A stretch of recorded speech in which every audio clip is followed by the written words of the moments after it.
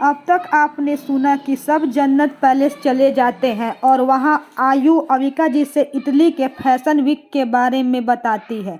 उनके बीच कुछ और बातें भी होती है और यह बात भी होती है कि आयु अभी मल्होत्रा मेंशन में ही रहेगी। अब आगे, अब ऐसे ही एक हफ्ता बीत जाता है और इस एक हफ्ते में सबके बीच एक अच्छी बॉन्डिंग बन गई थी। जैसे आयु ने कहा था वैसे ही सबने शेड्यूल बना लिया था। जैसे कि एक दिन सब लोग प्रताप पैलेस में रहेंगे, मतलब वहाँ सब टाइम स्पेंड करेंगे, और एक दिन दूसरे पैलेस में। अब आयु ने इस प्रोजेक्ट को ऑस्ट्रेलिया में सिलेक्शन के लिए रखा था और उस प्रोजेक्ट को भी शुरू कर दिया था। जैसे ही सब जानते हैं वह बिजनेस में रूथलेस है, इसलिए वह एकांश, शौर्या और ऋषभ जी से भी उतनी ही सख्ती से बिजनेस में डील करती है जैसे सबके साथ करती है। वे लोग भी इस प्रोजेक्ट में अपनी 100% दे रहे थे। अभी गैलेक्सी ग्लोबल एम्पायर में आयु मीटिंग हॉल में बैठी थी। उस मीटिंग हॉल में एकांश, बाकी एग्जीक्यूटिव्स सिवाय अभी, यश और साथ में ऋषभ जी, शौर्या जी और संजय जी भी मौजूद थे। सब ध्यान से सामने चल रही प्रेजेंटेशन देख रहे थे जो एक यूरोपीय कंपनी दे रही थी जिसे आयु ने सिलेक्ट किया था। कुछ समय बाद वह प्रेजेंटेशन ख़त्म हो जाती है। ख़त्म होने के बाद उस यूरोपियन कंपनी की सीईओ बड़ी उम्मीद भरी नज़रों से आयु की तरफ देखने लगती है, जो अपने चेहरे पर बिना किसी इमोशन के अपने हेड चेयर पर बैठी थी। अब बाकी लोग भी आयु की तरफ देखने लगते हैं। आयु कहती है, presentation is very good but not excellent. मेरी एक्सपेक्टेशन से काफ़ी हद तक कम है।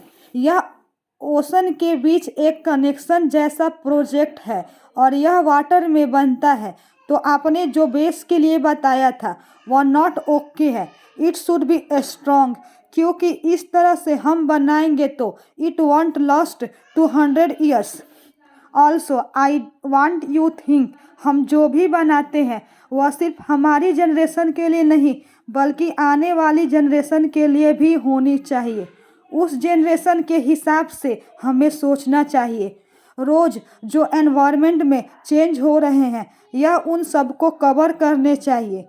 मैं इस प्रोजेक्ट के लिए पूरे 5 कॉन्टिनेंट्स की गवर्नमेंट से डील कर चुकी हूँ और यह हमारे फ्यूचर के लिए है। सो मुझे बेस्ट नहीं, बेटर नहीं, उससे भी कहीं ज़्यादा चाहिए। Have you understand? तो सब लोग यस मैम कहते हैं। आयु मीटिंग हॉल से उठकर बाहर चले जाती है और उसके पीछे पीछे अर्पित भी चला जाता है। आयु के जाने के बाद सबके बीच डिस्कशन शुरू हो जाती है।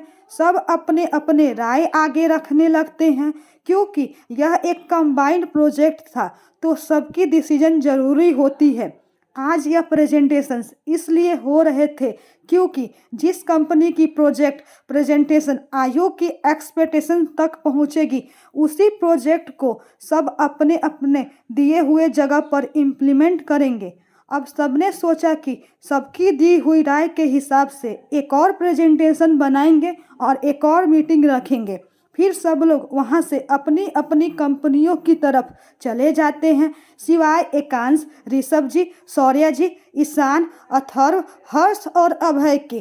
बाकी लोगों के जाने के बाद शौर्या जी कहते हैं, सच में आयु की सोच 100 साल आगे है और हम अंदाज़ा लगा सकते हैं कि उसने सब गवर्नमेंट से डील करने में कितनी मेहनत की होगी। हमें इसमें अपना बेस से भी कहीं ज़्यादा देना चाहिए, जैसे उसने कहा।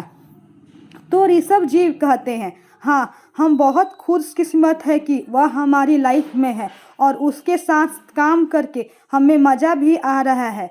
अब शौर्य जी भी हामी भरते हुए कहते हैं, हाँ, और वह हम सबको भी बिल्कुल वैसे ही ट्रीट करती है जैसे बाकी कंपनियों को करती है, ना फेवरेटिज्म। यह काफ़ी अच्छी बात है। वही एकांश उनकी बातें सुनकर मुस्कुरा रहा था। तभी अभी कहता है, आखिर वह बहन किसकी है? मेरी तो बेस्ट नहीं, वंडरफुल ही होगी। तो अथर्व और हर्ष एक साथ कहते हैं, तुम्हारी नहीं हमारी बहन। तो ईशान कहता है, हम सबकी बहन है ना एकांश। यह कहकर वह एकांश को चिढ़ाने वाली नज़रों से देखता है। तो एकांश उसे घूरते हुए कहता है, आप सबकी, मेरी नहीं। मेरी वह डॉल है, मेरी होने वाली बीवी।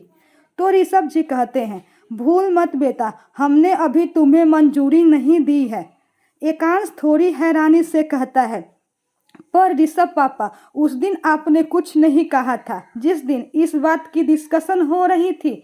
तो ऋषभ जी कहते हैं, क्योंकि उस दिन हमें नहीं पता था कि वह हमारी बेटी है, और उस दिन और आज में बहुत अंतर है। अगर तुम्हें मेरी बेटी चाहिए तो सबसे पहले उसका दिल जीतो। उसकी मंजूरी के बिना हम कुछ नहीं करेंगे, याद रखना। तभी अभी कहता है, अगर वैसे देखा जाए तो यह तो अपनी पटरी पर नहीं चल पाएगा और इसकी ट्रेन वही अटकी रहेगी और कोई और आकर उसे उड़ा ले जाएगा। आखिर हाय हेलो और काम की बातों के सिवा इन दोनों के बीच कुछ और नहीं होता। तो इस बार उम्मीद लगाना भी बेकार है। तो एकांश उसे घूरने लगता है। तभी अभी कहता है, घूर मत, जो सच है हम वही कह रहे हैं। अगर तू एक कदम आगे बढ़ाकर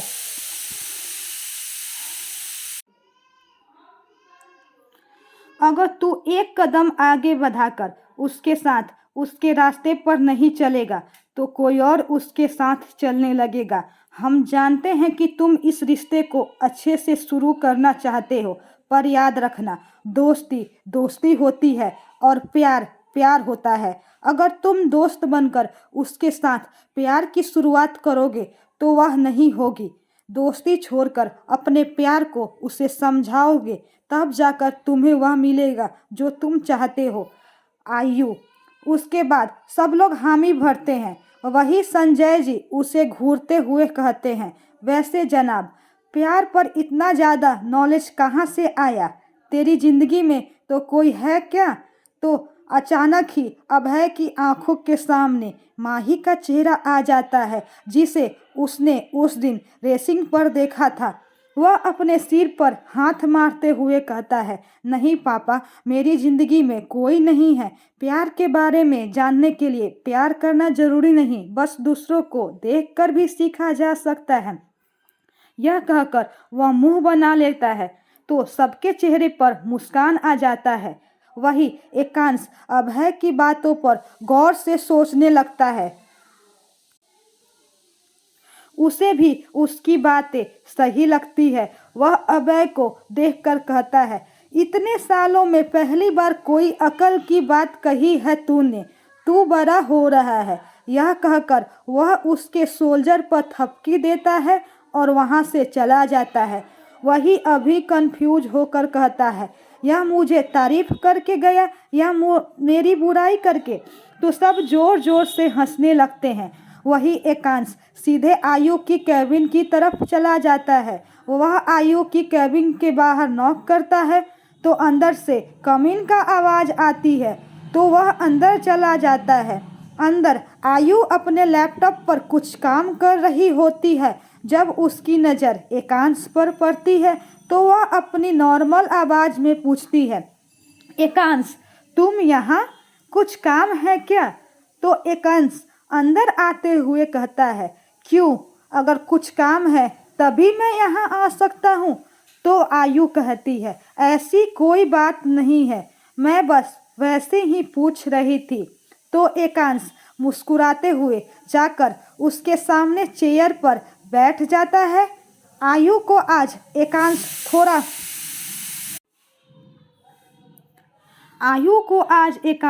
थोड़ा अलग लग रहा था। तभी एकांश आयु से पूछता है, क्या हम लंच पर चल सकते हैं? मेरे साथ आओगी? यह कहकर वह आयु को देखने लगता है। वही लंच सुनकर आयु का दिल धड़कने लगता है। आज एकांश ने बड़ी हिम्मत करके उससे पूछा था। वह अपने मन में उसकी हाँ के लिए प्रिपेयर कर रही थी। आयु कुछ देर सोचकर कहती है, ओके। एकांश के चेहरे पर बड़ी सी मुस्कान आ जाती है। उसकी मुस्कान देखकर आयु को भी अच्छा लगता है। वह कहती है, बस थोड़ा काम है, 15 मिनट में निकलेंगे। एकांश सिर हिला देता है। आयु फिर से अपना काम करने लगती है। वही एकांश एकटक उसे प्यार भरी नज़रों से देखने लगता है। उसकी नज़रें आयु को भी महसूस हो रही थी, जिससे उसे अच्छा लग रहा था, पर वह यह बात समझ नहीं पा रही थी। लंच पर जाना। अब तक आपने सुना कि आयु सबसे बड़ी प्रोजेक्ट जो वह ऑस्ट्रेलिया में फाइनल की थी, उसके लिए एक मीटिंग रखती है, पर कोई भी कंपनी उसके एक्सपेक्टेशंस को रीच नहीं कर पाती, जिस वजह से वह मीटिंग फिर से रखने को कहती है। वही अब है, एकांश को एक कदम आगे बढ़ाने के लिए समझाता है। अब आगे कुछ वक्त बाद आयु का काम खत्म हो जाता है, तो वह एकांश की तरफ देखती है, जो उसको ही अपनी पलकें झुकाए बिना देख रहा था। तो वह भी 2 पल के लिए उसकी आंखों में देखती है, फिर अपने आप को संभालते हुए कहती है, चलिए मेरा काम हो गया। तो एकांश भी अपना सिर हाँ में हिला देता है। फिर आयु अपने चेहरे से कोट लेकर खड़ी हो जाती है और कोट पहनकर एकांश के साथ बाहर आ जाती है। फिर वह दोनों ऑफिस से नीचे चले जाते हैं। बाकी लोग भी अब अपनी अपनी कंपनी में चार्ज किए गए थे। एकांश अभय और अर्श को आज के लिए संभालने को कह देता है, क्योंकि उसने सोच लिया था कि आज वह अपना पूरा समय आयु को देगा। अभी दोनों नीचे आ जाते हैं और गाड़ी में बैठकर निकल जाते हैं। गाड़ी में आयु पूछती है, वैसे कहाँ जाने का प्लान है? तो एकांश कहता है, पता नहीं, अभय ने कुछ रेस्टोरेंट कहे थे जो अच्छे हैं। इतने साल ऑस्ट्रेलिया में रहकर यहाँ आने की वजह से ज़्यादा आइडिया नहीं है। तो आयु कहती है, गाड़ी रोको। तो एकांश कंफ्यूज और थोड़ी डर भरी नज़रों से आयु की तरफ देखने लगता है। उसको लग रहा था कि कहीं उसने आयु को नाराज ना कर दिया हो। वही आयु फिर से कहती है, मैंने कहा गाड़ी रोको। तो इस बार एकांश गाड़ी साइड में रोक देता है। तो आयु गाड़ी का दरवाज़ा खोलकर उतर जाती है। उसको उतरते देख एकांश को लग रहा था कि वह पक्का उसको नाराज कर दिया। वह अपने मन में कहता है, शिट यार, मुझे पहले प्लान करना चाहिए था। अब शायद सोच रही होगी कि मुझे सही से प्लान करना भी नहीं आता। यह सब कुछ अभय की वजह से हो रहा है। वह मुझे इतना नहीं उकसाता तो मैं ऐसा नहीं करता। शायद गुस्सा हो गई है। वह यह सब सोच ही रहा था, तभी आयु उसकी तरफ आकर विंडो खटखटाती है। तो एकांश विंडो नीचे करता है। तो आयु कहती है, उतरो। तो एकांश असमंजस में कहता है, आयु। फिर से वह कहती है, मैंने कहा गाड़ी से उतरो, आई कैंट स्पीक। तो एकांश गाड़ी से उतर जाता है। तो आयु ड्राइविंग सीट पर बैठकर कहती है, आप दूसरी तरफ बैठ जाओ। तो एकांश अपने बालों को झटकते हुए दूसरी तरफ जाकर बैठ जाता है। फिर आयु गाड़ी स्टार्ट करते हुए कहती है, मैं एक अच्छी रेस्टोरेंट को जानती हूँ, सर्च करो, मुझे पता है। तो तब जाकर एकांश को चैन की सांस लेता है। फिर वह आयु की तरफ देखकर कहता है, अच्छी बात है। फिर वह बात शुरू करने के लिए बहाना ढूंढने लगता है। फिर वह आयु को देखकर कहता है, वैसे बहुत अच्छी रेसिंग करती हो। तो आयु कहती है, हाँ, मुझे रेसिंग और हॉर्स राइडिंग बहुत पसंद है। यह दोनों चीज़ें मुझे एक अलग सा सुकून देती है। तो एकांश कहता है, क्या यहाँ भी रेसिंग स्पोर्ट्स है? मतलब हमारे भाई और मुझे जाना था। तो आयु कहती है, हाँ है ना, मतलब रेसिंग क्लब मेरी ही है, आप लोग वहाँ जा सकते हैं। तो एकांश कहता है, यह तो अच्छी बात है, तो फिर हम एक दिन चलेंगे, तुम भी आओगी ना? तो आयु उसकी तरफ एक नज़र देखकर अपना सिर हाँ में हिला देती है। फिर से एक बार गाड़ी में शांति फैल जाती है, क्योंकि एकांश को समझ में नहीं आ रहा था कि बात कैसे शुरू करे। वह अपने मन में कहता है कि अभय सही कह रहा था, अब ऐसा ही रहा तो मेरी गाड़ी सच में आगे नहीं चलेगी। मुझे कुछ तो करना पड़ेगा। मुझे आयु के करीब जाना है, इतना करीब कि उसे मेरे सिवा कोई और ना दिखे। I promise you, I will love you so much that you don't think about anyone except me. मैं खुद से प्रॉमिस करता हूँ, मैं तुम्हें इतना प्यार करूँगा कि तुम्हें मेरे सिवा कोई और ना दिखे। जब अभय ने कहा कि तुम्हें कोई और ले जाएगा, तो मुझे ऐसा लगा कि मेरी बॉडी से मेरी आत्मा अलग हो रही है। मैं तुम्हें किसी और के साथ बिल्कुल भी बर्दाश्त नहीं कर पाऊंगा। तुम सिर्फ मेरी हो। बचपन से प्यार करता हूँ मैं तुमसे। यही सब सोच रहा था एकांश अपने मन में। वह दोनों एक अच्छे रेस्टोरेंट के आगे रुक जाते हैं। एकांश उस रेस्टोरेंट को देखकर आयुष से कहता है, बहुत अच्छी रेस्टोरेंट है, इसका इंटीरियर भी काफ़ी अच्छा है। तो आयु कहती है, हाँ, यह सिटी आउट में है, जिस वजह से यहाँ बहुत शांति होती है और मुझे शांत जगह बहुत पसंद है। अब वह दोनों अंदर चले जाते हैं। जब उस होटल की रिसेप्शनिस्ट की नज़र आयु पर पड़ती है, तो वह आयु को ग्रीट करते हुए कहती है, वेलकम प्रेसिडेंट, यह आपको यहाँ फिर से देखकर अच्छा लगा। तो आयु कहती है, हमारा प्राइवेट रूम ठीक करवा दो। तो वह रिसेप्शनिस्ट ओके कहकर किसी को कॉल करती है और आयु के रूम को ठीक करवाने को कहती है।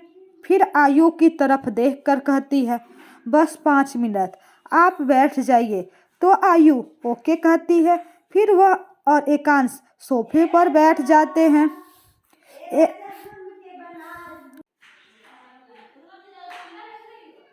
एकांश आयु को देखकर पूछता है, क्या तुम यहाँ रेगुलर कस्टमर हो? तो आयु कहती है, हाँ, मेरी ज़्यादातर मीटिंग्स आउटस्कर्ट में होती है, तो यहीं होती है, और इस होटल की ऑनर को मैं अच्छी तरह से जानती हूँ। तो एकांश कुछ नहीं कहता। वह अपने मन में सोचता है, ऑनर को जानती है, क्या वह लड़का है? यह सोचकर ही उसका दिल जोर जोर से धड़कने लगता है। वह यह बात आयु से भी नहीं पूछ सकता। तभी वह रिसेप्शनिस्ट उन दोनों को वाटर सर्व करती है, तो वह दोनों पी लेते हैं। फिर थोड़ी देर बाद वह आकर कहती है, मैम, आपका रूम रेडी है। तो आयु एकांश की तरफ देखती है, चले? तो एकांश भी अपना सिर हाँ में हिला देता है। फिर वह दोनों आयु के प्राइवेट रूम की तरफ चले जाते हैं। वह रूम देखने में बहुत अच्छा था। वहाँ से बाहर का व्यू दिख रहा था, जो काफ़ी सुकून भरा था। बाहर एक झील जैसा बनाया गया था, जो विंडो से देखने पर बहुत अच्छा लग रहा था। एकांश को वह जगह बहुत पसंद आती है। वह आयु को देखकर कहता है, यह जगह बहुत अच्छी है और यह रेस्टोरेंट भी। तो आयु कहती है, और यहाँ का फूड भी बहुत अच्छा होता है। फिर वह टेबल पर लगे बेल को बजाती है, तो अंदर एक वेटर आता है। आयु उसे कुछ डिशेज ऑर्डर करने लगती है, और वह सब कुछ एकांश अपने दिमाग में नोट कर रहा था कि आयु को क्या क्या पसंद है। फिर आयु एकांश की तरफ देखकर पूछती है, तुम भी ऑर्डर करो? तो एकांश कहता है, मेरे लिए भी तुम ही ऑर्डर कर लो, क्योंकि यहाँ की डिशेज के बारे में मुझे पता नहीं है। तो आयु उससे पूछते हुए उसकी पसंद को ध्यान में रखते हुए कुछ डिशेज ऑर्डर करती है। फिर वह दोनों बातें करने लगते हैं। अब उनके बीच बात बढ़ने लगती है। फिर कुछ देर बाद खाना भी आ जाता है और वह दोनों खाना खाने लगते हैं। खाने के बाद वह दोनों होटल से बाहर आ जाते हैं। होटल के पीछे बहुत अच्छा पार्क जैसा था। उसे देखकर एकांश कहता है, आयु, क्या हम उस तरफ जा सकते हैं? तो आयु अपना सिर हाँ में हिला देती है। फिर वह दोनों उस तरफ चले जाते हैं और वॉक करने लगते हैं। वॉक करते वक्त आयु एकांश से पूछती है, वैसे मुझे आज लंच पर बुलाने की वजह? तो एकांश उसकी आंखों में देखकर कहता है, सच कहूँ या झूठ? तो आयु कहती है, सच।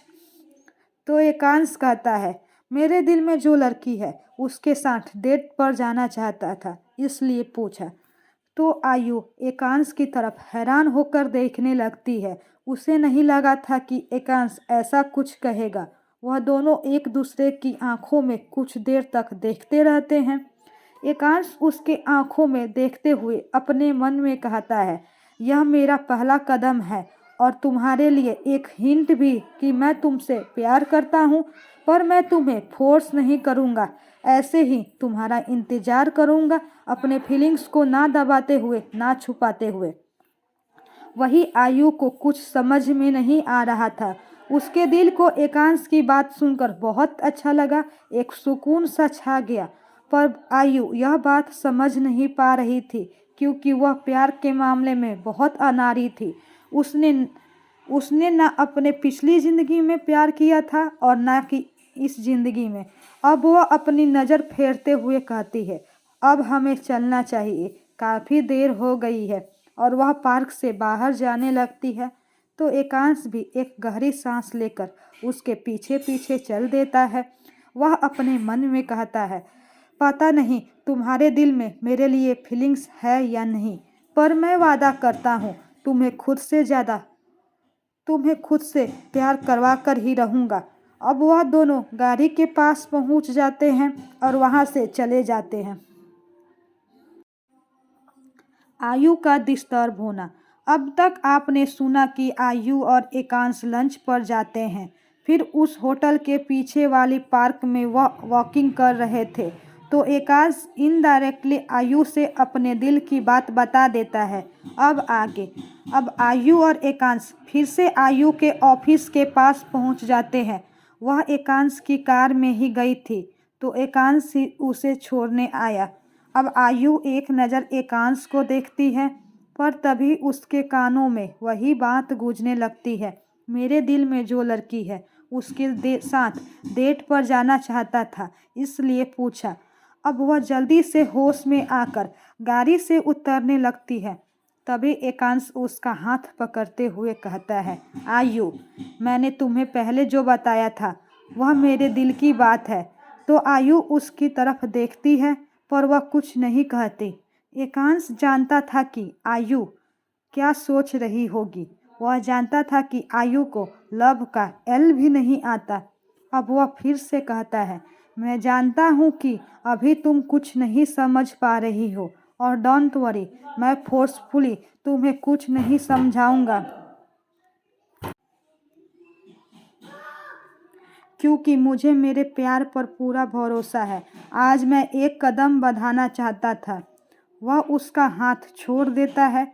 वही आयु उसके आंखों में 2 पल देखती है, फिर वह वहाँ से ऑफिस के अंदर चली जाती है। वही एकांश गाड़ी में बैठा उसे जाता हुआ देख रहा था, और उसके चेहरे पर एक दिलकश मुस्कान थी जो किसी को भी घायल करने के लिए काफ़ी थी।